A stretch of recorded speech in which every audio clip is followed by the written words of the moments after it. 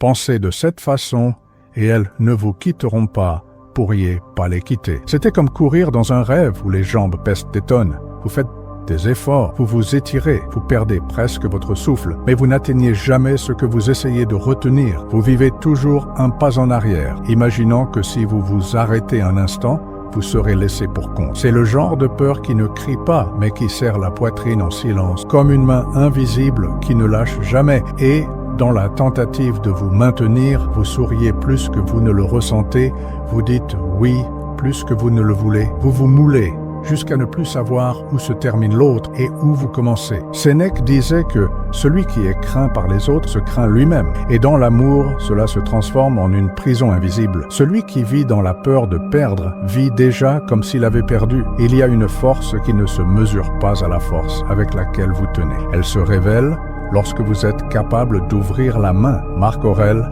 rappelait que la vraie force est de maintenir sa dignité même quand tout autour de vous essaie de la voler. Et la dignité n'est pas une question de rigidité. C'est de savoir que votre valeur ne dépend de l'approbation constante de personne. C'est comme un rocher au milieu de la mer. Les vagues frappent, la marée change. Mais le rocher reste, non pas en s'agrippant au fond, mais parce qu'il en fait partie. Les relations, lorsqu'elles sont guidées par la peur, sont comme du sable mouillé. Plus vous serrez, plus il s'échappe entre vos doigts. Au début, il semble que serrer, c'est protéger. Ensuite, vous réalisez que serrer, c'était... Il y a un paradoxe là-dedans. Plus nous essayons de garder quelqu'un près de nous, plus nous lui donnons de raisons de vouloir s'éloigner. Et le pire, c'est que nous confondons souvent la sensation de tenir avec la certitude de posséder. Ce que presque personne ne dit, c'est que l'amour n'est pas une corde que l'on tire ramener l'autre. C'est plutôt comme un champ ouvert. Plus il est libre, plus il invite à rester. Être quelqu'un qui n'a pas besoin d'être tenu pour être entier est ce qui, paradoxalement,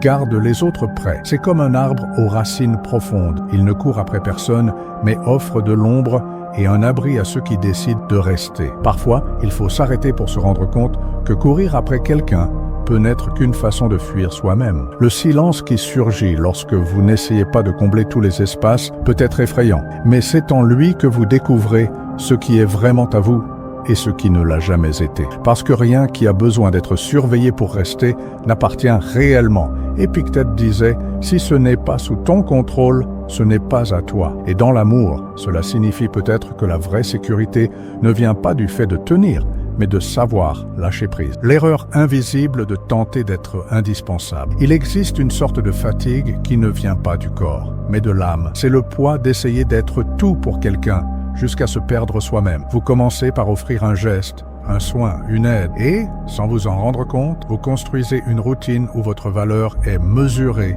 par votre utilité. C'est un piège silencieux. Vous croyez que vous renforcez la relation, mais en fait, vous vous transformez en une pièce fonctionnelle, remplaçable, oubliant que, avant tout rôle, il y a une personne. C'est comme vivre sur une scène où toutes les répliques sont pour plaire au public et jamais pour exprimer sa propre voix. Lorsque nous modelons nos attitudes pour plaire tout le temps, nous cessons de montrer qui nous sommes vraiment. Les bords de notre identité s'usent et l'autre commence à ne voir que le moule que nous avons créé, pas l'essence que nous portons. Il y a un moment dangereux dans tout cela. Vous cessez d'être vu comme quelqu'un avec qui on construit une vie et vous commencez à être traité comme une ressource, une solution pratique à des problèmes. Et l'amour, qui était auparavant une rencontre, se transforme en un contrat tacite. Tant que tu es utile, tu resteras. Le stoïcisme nous rappelle que ce qui ne dépend pas de nous ne peut pas être la base de notre paix. Si votre place à côté de quelqu'un n'existe que tant que vous servez un but externe, alors votre permanence est entre les mains du hasard et des besoins des autres. Sénèque avertissait que celui qui vit pour plaire à tout le monde finit par ne plaire à personne, pas même à soi-même. C'est comme porter de l'eau dans un tamis. L'effort est immense, mais le résultat s'échappe toujours. Pensez à la relation comme une flamme. La chaleur qu'elle génère ne dépend pas seulement de celui qui l'alimente en bois, mais aussi de celui qui reste pour sentir la chaleur. Si vous vous consacrez uniquement à alimenter le feu, en oubliant de vous chauffer, un jour vous vous rendrez compte que vous avez brûlé toutes les réserves que vous aviez et que vous êtes resté seul dans le froid. Être indispensable peut sembler une sécurité, mais en fait, c'est une prison dorée, une prison dont les barreaux sont faits de votre propre effort. Le paradoxe est que plus nous essayons de nous rendre essentiels, plus nous annulons l'espace pour que l'autre nous choisisse librement. C'est comme tenir un oiseau de peur qu'il s'envole. Vous le gardez un instant, mais vous finissez par lui blesser les os. Au final, ni l'oiseau ne rêve, ni vous ne pouvez sentir la beauté du vol, quand votre présence vaut moins que votre fonction. Il y a un instant silencieux où la vérité se révèle. Elle ne vient pas avec des discussions ou des ruptures dramatiques, mais avec un vide qui s'installe dans le regard de l'autre. C'est lorsque vous vous rendez compte que petit à petit, vous avez cessé d'être vu comme une personne pour être perçu uniquement comme ce que vous offrez. Votre présence n'est plus recherchée pour ce qu'elle est, mais pour ce qu'elle résout, ce qu'elle apporte, ce qu'elle comble. C'est comme si l'amour avait été échangé contre une monnaie d'échange invisible. Et quand cette monnaie perd de la valeur, vous perdez aussi votre place. La différence entre être aimé pour ce que l'on est et être aimé pour ce que l'on offre est profonde. Dans le premier cas, il y a une rencontre, une reconnaissance, une réciprocité. Dans le second, il y a une dépendance aux fonctions, et les fonctions n'ont pas d'âme. Les fonctions peuvent être remplacées. Cette constatation est douloureuse, car elle démontre l'idée que si je m'investis suffisamment, je resterai pour toujours. C'est là que le cœur commence à comprendre que l'investissement sans réciprocité n'est pas de l'amour, c'est de l'usure. Le stoïcisme enseigne que valeur et utilité ne sont pas synonymes. Être utile est circonstanciel. Avoir de la valeur est essentiel. Lorsque nous confondons les deux, nous renonçons à ce qui nous maintient debout. Sénèque dirait que celui qui se mesure à l'utilité qu'il offre est condamné à l'épuisement. C'est comme essayer de remplir un vase cassé. Même si vous y versez de l'eau, elle s'échappe toujours par les fissures. La vérité, c'est que personne ne peut maintenir un lien uniquement par un effort unilatéral. L'amour qui dure n'est pas celui qui repose sur des tâches accomplies, mais celui qui s'ancre dans une présence véritable. Pensez à une bougie allumée. Elle éclaire parce qu'elle est une bougie, non parce que quelqu'un l'oblige à brûler. Quand le lien est réel, la lumière se maintient même lorsque les mains qui l'ont allumée s'éloignent. Il y a une sorte de fatigue qui ne vient pas du manque de force, mais du manque de sens. Et cette fatigue arrive lorsque nous réalisons que, sans nos fonctions, nous cessons d'exister dans le regard de l'autre. C'est un choc silencieux, comme un vent froid qui entre par une fenêtre ouverte la nuit. Vous pouvez bien essayer de la fermer, mais vous savez qu'au fond, le froid vient d'un endroit plus profond, de la reconnaissance que, pour cette personne, vous n'êtes plus l'abri, mais juste la commodité, le silence comme test non planifié. Il y a un moment où l'absence parle plus fort que n'importe quel mot. Ce n'est pas une stratégie, ce n'est pas un jeu, mais un instant où, par épuisement ou lucidité, vous arrêtez simplement de combler chaque espace vide, et puis le silence s'installe. Il devient une sorte de test involontaire, révélant ce que la présence constante cachait. Parce que lorsque vous arrêtez de courir après, vous commencez à remarquer qui veut vraiment rester et qui ne faisait que se laisser porter par votre effort. Le silence, c'est comme éteindre toutes les lumières d'une maison et attendre de voir qui connaît le chemin jusqu'à vous sans avoir besoin de guide. Certains retrouvent la porte naturellement, d'autres se perdent ou n'essaient même pas de revenir. C'est douloureux de découvrir que le lien qui semblait solide s'effondre lorsqu'il n'est pas soutenu par vos mains. Mais c'est aussi libérateur de se rendre compte qu'au fond, ce type de lien n'a jamais été vraiment réciproque. Le stoïcisme nous apprend à accueillir ce que le silence révèle. Marc Aurèle rappelait que les choses extérieures ne définissent pas notre essence. Ce qui compte, c'est la façon dont nous y réagissons. Dans ce contexte, le silence n'est pas une punition, c'est une clarté. Il montre que la présence authentique n'a pas besoin d'être implorée et que la vraie loyauté ne craint pas les espaces. Il y a ceux qui confondent l'absence avec l'indifférence, mais ce sont des choses distinctes. L'absence, lorsqu'elle naît du respect des propres limites, est un geste de préservation. C'est comme la terre qui se repose avant de refleurir. Dans l'intervalle entre les mots, dans l'espace entre les visites, dans le souffle entre les gestes, il y a une opportunité de voir ce qui résiste sans surveillance. Le silence, paradoxalement, part. Il dit qui se soucie assez pour rester, qui sait attendre, qui a le courage de traverser l'espace vide. Et peut-être plus important encore, il vous dit si vous êtes prêt à continuer de soutenir ce qui ne tient debout que parce que vous ne le laissez pas tomber. Parfois, découvrir que quelque chose ne tient pas seul est douloureux, mais c'est dans cette reconnaissance que commence la vraie liberté. Autonomie émotionnelle, la présence qui ne mendie pas. Il y a une force tranquille à rester sans mendier de l'attention. Une force qui ne naît pas de l'orgueil, mais de la conscience qu'aucun lien ne doit être maintenu au prix de sa propre dignité. L'autonomie émotionnelle n'est pas un éloignement, c'est une présence entière. C'est être à côté sans se courber face à la peur de la perte, comme un arbre qui reste au même endroit, ferme, même quand le vent essaie de plier ses branches. Le stoïcisme nous rappelle de toujours revenir à ce qui est sous notre contrôle. La dignité, la clarté, les limites sont entre nos mains.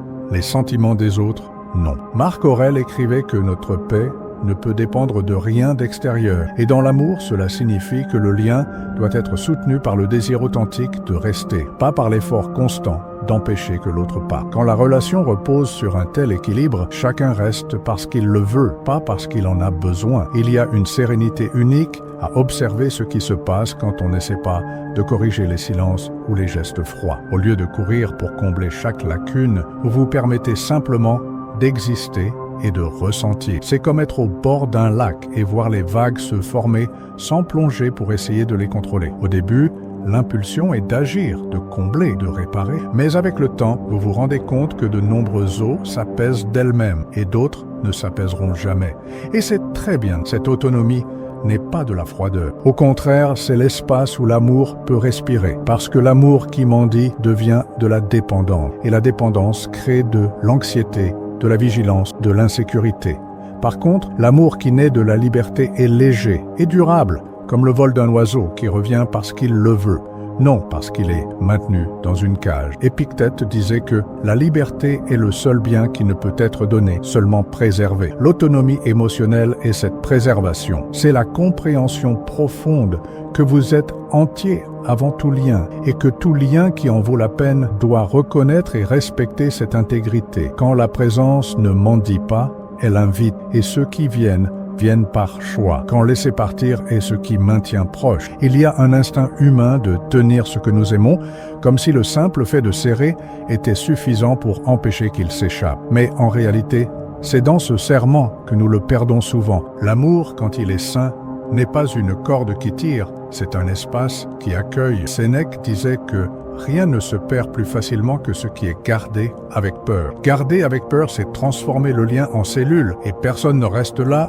où il n'y a pas de liberté. Épictète rappelait que si ce n'est pas sous ton contrôle, ce n'est pas à toi. Dans l'amour, cela signifie que la permanence de l'autre ne dépend pas de la vigilance, mais du choix. Et le choix n'est vrai que lorsqu'il naît de la volonté, non de l'obligation. C'est pourquoi laisser partir est, bien souvent, le geste le plus sûr pour que quelque chose reste. Quand vous lâchez prise, ce qui revient, c'est parce que cela veut rester. Ce qui ne revient pas n'a jamais été vraiment à vous. Imaginez un jardin. Si vous le piétinez tous les jours pour vérifier s'il pousse, vous finissez par étouffer la vie que vous voulez protéger. Sa beauté fleurit mieux lorsqu'il y a de l'espace, de la lumière et du temps. Les relations suivent la même logique. Plus on respecte l'espace naturel de croissance, plus elle se renforce. Approcher n'est pas surveiller, c'est nourrir. Il y a ceux qui confondent la légèreté avec l'indifférence, mais la différence est dans l'intention. La légèreté naît de la confiance, de la compréhension qu'il n'est pas nécessaire de prouver sa valeur à chaque instant pour être aimé. C'est être à côté comme la rivière qui coule le long des rives, en mouvement constant, mais toujours présent. Au final, la force qui maintient quelqu'un à vos côtés n'est pas la pression, c'est la sérénité d'être entier seul. Parce que celui qui trouve quelqu'un qui reste même sans être retenu découvre un amour qui ne dépend pas de la peur pour exister, et c'est le genre d'amour qui ne fait pas que rester, il fleurit. L'amour ne se soutient pas par le poids du contrôle, mais par la légèreté de la liberté. Il y a une sagesse silencieuse à comprendre que pour que quelque chose fleurisse, il faut de l'espace. Pas un espace d'éloignement, mais de respect. L'espace où chacun peut exister tel qu'il est, sans avoir besoin de se conformer au moule de l'autre pour être accepté. Sénèque disait que la possession est une illusion fragile, car ce qui dépend de la peur pour rester est déjà condamné à partir. Ce qui maintient les gens près n'est pas la surveillance constante, mais le sentiment qu'être là est un privilège, pas une obligation. Lorsque nous devenons entiers seuls, nous offrons à l'autre un endroit sûr où se reposer, pas un endroit d'où il doit s'enfuir pour respirer. C'est comme une maison éclairée la nuit, celui qui veut entrer sait qu'il sera le bienvenu, mais personne n'est obligé de rester. Le stoïcisme nous invite à échanger l'impulsion de tenir contre l'exercice de la confiance. Avoir confiance que ce qui est authentique n'a pas besoin de chaînes, que ce qui est vrai retrouve son chemin et que la dignité d'être entier vaut plus que toute présence forcée. Marc Aurèle rappelait qu'un esprit tranquille est un havre de paix, et les havres de paix n'ont pas besoin de courir après les navires. Ils ont juste besoin d'être prêts à les accueillir. Peut-être que la question qui reste à la fin n'est pas comment garder quelqu'un, mais comment rester fidèle à soi-même en aimant, parce que celui qui aime sans se perdre transforme l'amour lui-même en une invitation, pas en une prison. Et l'invitation est toujours plus forte que l'imposition. Au final, la vraie force n'est pas de ne jamais perdre, mais de ne jamais se perdre soi-même. Parce que celui qui apprend à être entier, même quand quelque chose ou quelqu'un s'en va, découvre qu'aucune perte n'est capable de voler la présence de celui qui a appris à être son propre abri.